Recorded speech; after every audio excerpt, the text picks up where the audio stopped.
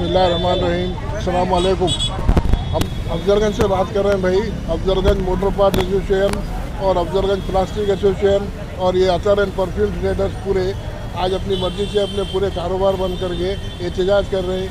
वो स्वामी यतीनंद क्या नाम है उसका, वो मलून का स्वामी नरसिंहानंद मलून का, वो उन्हें जो हमारे हुजूर की शान चलने में जो गुस्ताखी किया है उसके खिलाफ जो एहतजाज कर रहे हैं। कानूनी दायरे में रह के हम हमारे इस्लामी हिसाब किताब से जो उसको सज़ा नहीं दे सकते।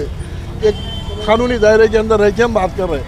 ये बात को मैं ज़रा आपको पीछे से बताता हूँ। मैं ज़रा ये 1986 या 84 की बात है, जिसको सबसे पहले हमारे हुजूर की शान में गुस्ताखी करा सलमान रश्दी, एक बाहर का ऑथर था।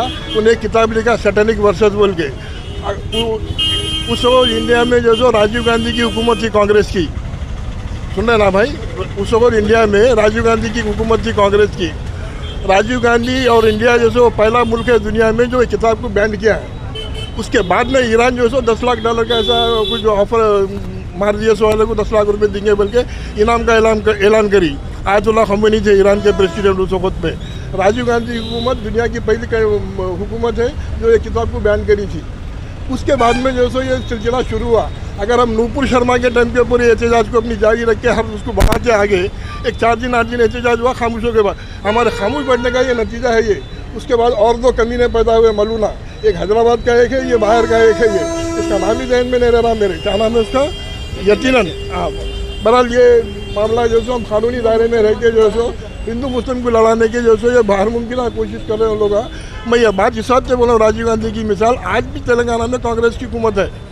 रेवंत रेड्डी साहब इसका सख्त से सख्त एक्शन लेना और कानूनी दायरे में रह के हम बात कर रहे हैं। इसको सबसे पहले अरेस्ट कराना, यूपी गवर्नमेंट से योगी महाराज को बोल के उसको हैदराबाद बुलाना, अपनी टीम को ट्रांसफर की बेच के उसको पहले अरेस्ट करा के हैदराबाद के अंदर केस कराना, सजा होना उसको।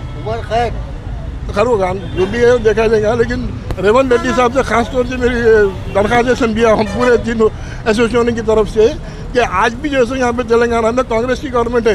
जैसे राजीव गांधी साहब सेकुलरिज्म के एतबार से जो पहला मुल्क है जो उन्होंने बैन करे किताब को, वो रेवंत रेड्डी साहब आगे बढ़ के इसको बुलाना, हैदराबाद लाना, यहाँ पे जो कानूनी का जो भी एक्शन है उनके ऊपर लेना।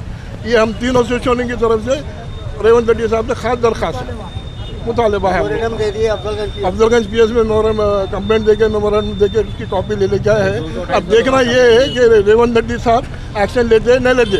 रेवंत रेड्डी का नाम घड़ी घड़ी इस बात से लेना पड़ रहा है कि होम मिनिस्ट्री उनके पास ही थे, लिहाजा अब उनके ऊपर है बात ये। और दूसरे जो भी काम हो रहे हैं तेलंगाना में वो सब को मिसाल नहीं देता मैं। यहाँ पे रेवंत रेड्डी साहब ये चीज़ का एक्शन लेना, उन्होंने इस चीज़ को ध्यान में रखना कि मेरे बॉस जो थे राजीव गांधी साहब, जो पहला मुल्क में बना है इंडिया जो किताब को बैन करा सो वाला, तो वही हिसाब से इन्होंने भी पहला आदमी बनना, चीफ मिनिस्टर बनना, जाके जो उसको पकड़ के लेके आना है हैदराबाद। बहुत बहुत शुक्रिया, हम तीनों से उनकी तरफ से बहुत बहुत शुक्रिया। अस्सलाम वालेकुम।